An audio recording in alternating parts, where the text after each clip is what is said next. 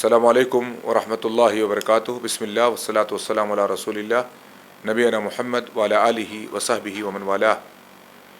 معزز ناظرین کرام، احکام رمضان کے سلسلہ وار دروس میں آج ہمارے سامنے باب نمبر 44 چیپٹر نمبر 44 ہے، جس کا عنوان ہے جان بوجھ کر کھانا پینا، یعنی رمضان کے دن میں روزے کی حالت میں جان بوجھ کر کھانا پینا. جان بوجھ کر یعنی قصد کرتے ہوئے، ارادہ کرتے ہوئے کہ ہاں میں کھانے جا رہا ہوں، میں پینے جا رہا ہوں. اس کا کیا حکم ہوگا؟ جانتے بوجھتے کھانے پینے سے روزہ ٹوٹ جاتا ہے. ایک آدمی ہوش و حواس میں ہے، ٹھیک ٹھاک ہے، اس کو پتہ ہے روزے کی ممانعتیں کیا کیا ہیں، اس کے باوجود جو ہے جانتا ہے کہ کھانے پینے سے روزہ ٹوٹ جاتا ہے، عمدن قصدن جان بوجھ کر کے وہ کھا پی رہا ہے، بالیقین اس کا روزہ ٹوٹ جائے گا اور اس روزے کی قضا اس کو کرنی لازم ہوگی. اور اگر یہ کھانا پینا اس کا روزے کے ساتھ کیا بولتے ہیں ذلت آمیز رویہ ہے، اس کو حقیر سمجھ رہا ہے اس عبادت کو، تو عند اللہ سخت پکڑ کا مستحق ہوگا،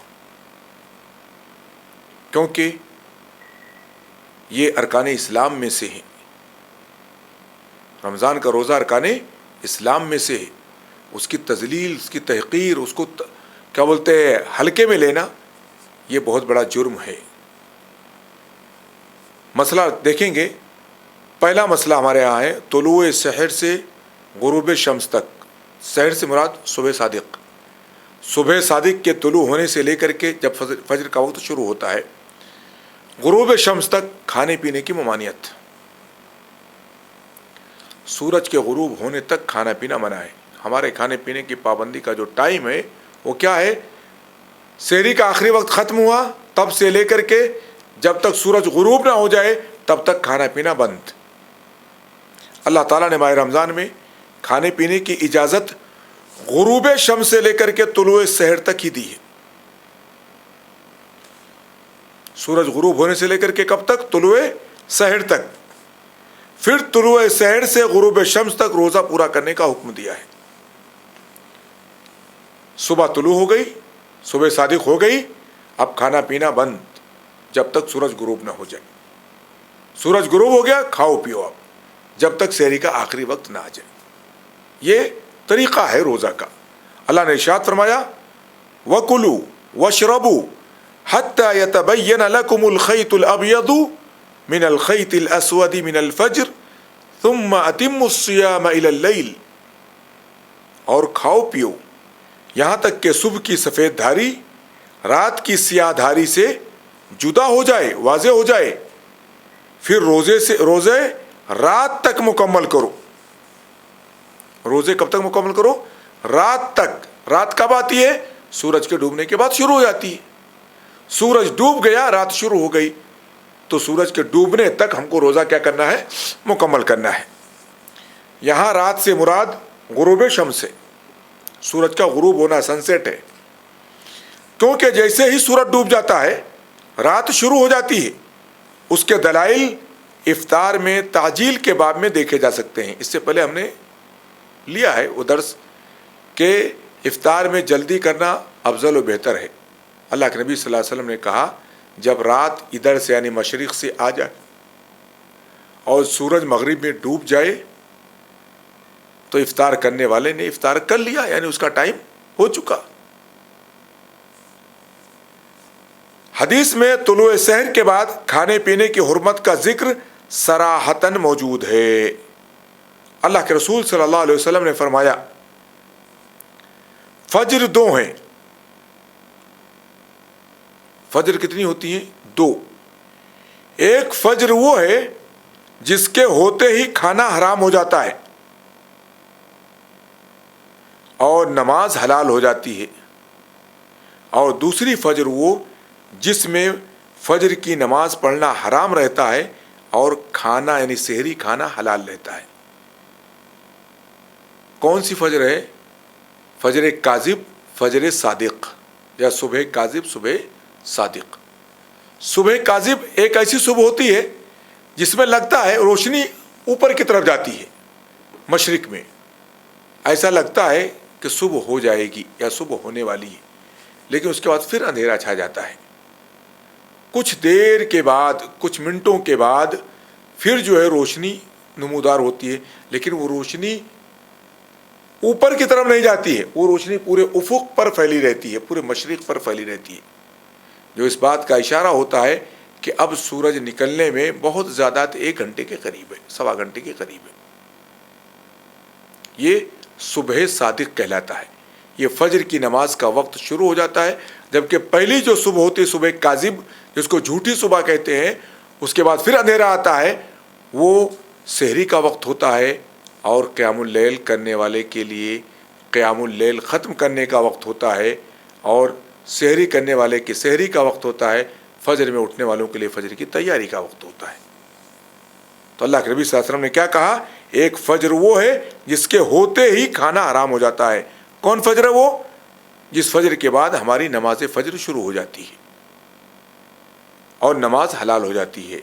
اور دوسری فجر وہ ہے جو اس سے پہلے ہوتی ہے، جس میں فجر کی نماز پڑھنا حرام رہتا ہے اور کھانا پینا حلال رہتا ہے۔ یہ مستدرک حاکم کی اور امام بہقی کی سنن کی روایت ہے۔ اس حدیث سے بھی معلوم ہوتا ہے کہ نماز فجر کا وقت شروع ہوتے ہی کھانا پینا حرام ہو جاتا ہے۔ طلوع فجر کے بعد کھانا پینا حرام ہونے کے دلائل سحری کے وقت سے متعلق باب میں دیکھے جا سکتے ہیں، جیسا کہ گزر چکا ہے۔ اللہ کے رسول صلی اللہ علیہ وسلم نے فرمایا، اللہ تعالیٰ کا فرمان ہے، روزہ میرے لیے ہے اور میں ہی اس کا بدلہ دوں گا۔ روزہ کس کے لیے؟ اللہ کے لیے، اور میں ہی اس کا بدلہ دوں گا۔ روزہ دار میری خاطر، میری وجہ سے اپنی شہوت اور اپنا کھانا پینا چھوڑ دیتا ہے۔ صحیح بخاری صحیح مسلم کی روایت ہے۔ اس سے معلوم ہوتا ہے کہ روزے دار کو ضروری ہے کہ اپنی شہوت بھی چھوڑے اور اپنا کھانا پینا بھی بند کر دے، روزے کی حالت میں اپنا کھانا پینا بھی بند کر دے۔ اس سے بھی معلوم ہوتا ہے کہ روزے دار کے لیے کھانا پینا جائز نہیں ہے۔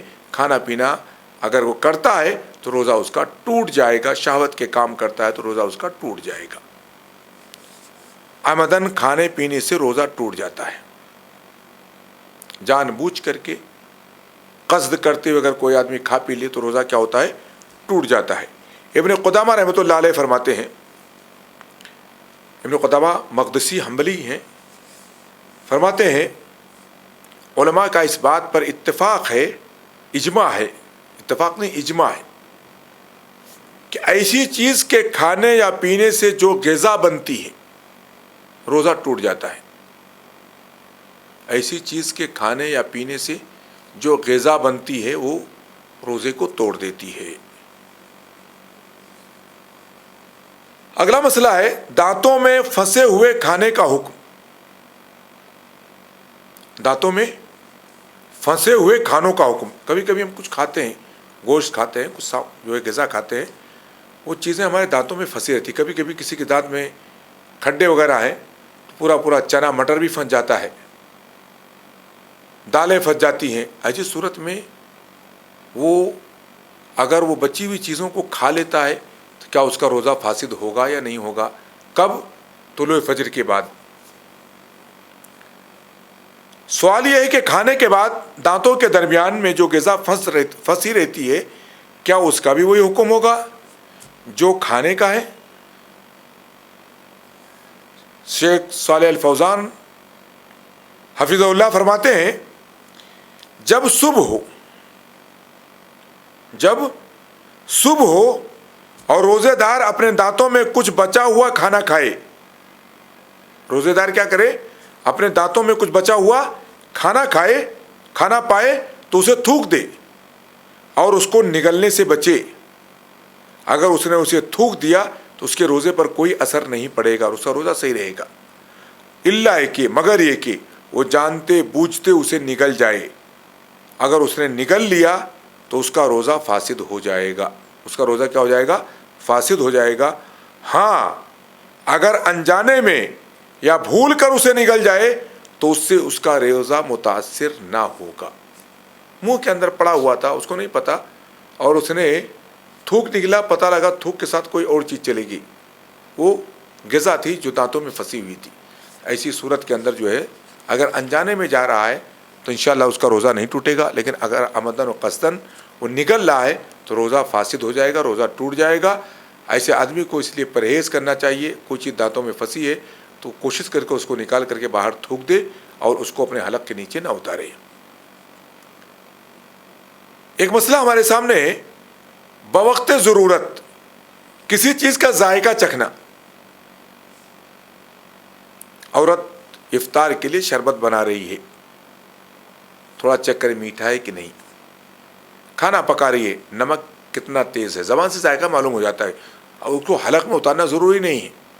سالن چکھ لیا تھوڑا سا, کوئی مسالہ بنائی اس کو چکھ لیا تھوڑا سا, چاول کا نمک چکھ لیا کیسا ہے. باورچی ہے, زیادہ لوگوں کا کھانا بنا رہا ہے, اس نے نمک اور مسالے کا ٹیسٹ کر لیا زبان پر رکھ کر کے. تو اگر مسئلہ زبان تک ہی ہے, حلق کے نیچے نہیں اتارنا ہے, تو ایسا ضرورت والا آدمی کر سکتا ہے, گرچہ وہ روزے کی حالت میں کیوں نہ ہو. دیکھیں گے بوقت ضرورت کسی چیز کا ذائقہ چکھنا, کسی چیز کا ٹیسٹ معلوم کرنا. ایک سوال یہ بھی ہے کہ روزے کی حالت میں کسی چیز کا ذائقہ چکھ لینے سے روزہ نہیں ٹوٹتا. روزہ ٹوٹتا یا نہیں, سوال یہ. ایک سوال یہ بھی ہے کہ حالت صوم میں کسی چیز کا ذائقہ, کسی چیز کا ٹیسٹ چکھ لینے سے روزہ ٹوٹتا ہے یا نہیں. تو جواب یہ ہے کہ صرف ذائقہ چکھ لینے سے روزہ فاسد نہیں ہوتا, بلکہ روزہ کھانے یا پینے سے ٹوٹتا ہے. ذائقہ کہاں پر معلوم ہوتا ہے؟ زبان پر. اگر آپ نے ذائقہ ٹیسٹ لیا سالن کا اور آپ نے تھوک دیا, کلی کر لی, آپ کے حلق کے نیچے تو نہیں گیا, آپ نے کھایا پیا تو نہیں اس کو, ایسی صورت میں یہ چکھنا درست ہوگا اور روزہ فاسد نہیں ہوگا اس سے. لیکن بلا حاجت, بلا ضرورت ایسا کرنا مناسب نہیں ہے. کیوں؟ کیونکہ اگر آپ بلا ضرورت بار بار ایسا کرتے ہیں تو یہ امکان ہے کہ وہ چیز آپ کی زبان کے نیچے سے ہو کر کے حلق سے سرایت کر جائے اور آپ کا روزہ فاسد ہو جائے. اسی لیے بلا ضرورت ایسا کرنا منع ہے.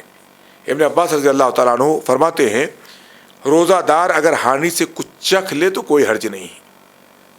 صحیح بخاری کی روایت ہے, مصنف ابن ابی شیبہ کی روایت ہے. ضحاک ابن عثمان رضی اللہ تعالیٰ عنہ کہتے ہیں, میں نے عروہ بن زبیر کو منی کے ایام میں روزے کی حالت میں شہد چکھتے دیکھا. چیک کرے تھے اصلی شہد ہے کہ نہیں. تو اگر حلق کے نیچے نہیں اتارنا ہے, صرف ذائقہ معلوم کرنا ہے, تو کوئی دقت کی بات نہیں ہے. یہ روایت بھی مصنف ابن ابی شیبہ ہی کی ہے. لیکن اس کا یہ مطلب نہیں کہ آدمی روزہ رکھ کر بلا ضرورت چیزیں چکھتا پھرے. لاؤ یہ ٹیسٹ کر لیں, کیا بنا ہے ٹیسٹ کر لیں, بھجیا ٹیسٹ کر لیں, سالن ٹیسٹ کر لیں, یہ کر لیں, وہ کر لیں. قطعاً اجازت نہیں. اگر آپ کو ضرورت نہیں ہے تو بلا ضرورت آپ کو یہ کرنے کی اجازت نہیں ہے. ابن تیمیہ رحمۃ اللہ علیہ فرماتے ہیں, بلا حاجت کھانے کا ذائقہ چکھنا مکروہ ہے, لیکن اس سے روزہ ٹوٹتا نہیں, بلکہ یہ کلی کی طرح ہے, یہ کلی کرنے کی طرح ہے. معلوم ہوا کہ کھانے پینے کی چیز اگر انگلی اگر نگلی نہ جائے, اندر نہ لیا جائے اس کو, تو روزہ نہیں ٹوٹتا ہے. نگلنا جانتے ہیں ہم کھانے کو, حلق کے نیچے اتارنا. کھانے پینے کی چیزیں اگر حلق کے نیچے نہ اتاری جائیں تو اس سے روزہ نہیں ٹوٹتا ہے, لیکن بلا ضرورت ایسے کرنے سے بچنا چاہیے. اس کی مزید تفصیل مسواک کے باب میں بھی انشاءاللہ آئے گی. مسواک کا بیان جہاں آئے گا وہاں پر انشاءاللہ اس کی مزید تفصیل آئے گی. شیخ ابن باز رحمۃ اللہ علیہ فرماتے ہیں, عورت یا باورچی دونوں کھانا بناتے ہیں. گھر میں عورتیں کھانا بناتی ہیں, باہر بڑے کھانے باورچی بناتے ہیں یا ہوٹلوں میں باورچی بناتے ہیں. عورت اور باورچی مرد کو اگر معلوم کرنا ہو کہ کھانے میں نمک زیادہ ہے یا ٹھیک ہے یا کم ہے, تو اس کے لیے اس کھانے کا ذائقہ چکھنے میں کوئی حرج نہیں ہے, بشرطے کہ اس شرط کے ساتھ کہ چکھنے کے بعد وہ اسے تھوک دے اور اس میں سے کچھ بھی نہ نکلے، اپنے زبان کے نیچے نہ لے کر کے جائے، حلق کے نیچے نہ اتارے، اتنا چکھے کہ اس کو تھوک دے یا کلی کر لے جیسے صاف ہو جائے۔ اتنی اجازت اسلامی شریعت نے دی ہے، اور محض چکھنے سے، ذائقہ معلوم کرنے سے، جبکہ حلق کے نیچے وہ چیز نہیں اتر رہی ہے، روزہ نہیں ٹوٹے گا، روزہ فاسد نہیں ہوگا۔ روزہ صرف جان بوجھ کر کے کھانے پینے سے کیا ہوگا؟ ٹوٹے گا، چاہے وہ غذائی اشیاء ہوں، چاہے غذائی اشیاء کے علاوہ دیگر چیزیں ہوں، اگر ان کو حلق کے نیچے اتارتا ہے تو اس سے اس کا روزہ کیا ہو جائے گا؟ فاسد ہو جائے گا۔ یہ بات ہم نے آج کے درس میں لی ہے۔ اللہ تعالی ہمیں علم نافع عطا فرمائے۔ رب زدنی علما، وصلی اللہ علی نبینا محمد وعلی آلہ وصحبہ وسلم۔ والسلام علیکم ورحمۃ اللہ وبرکاتہ۔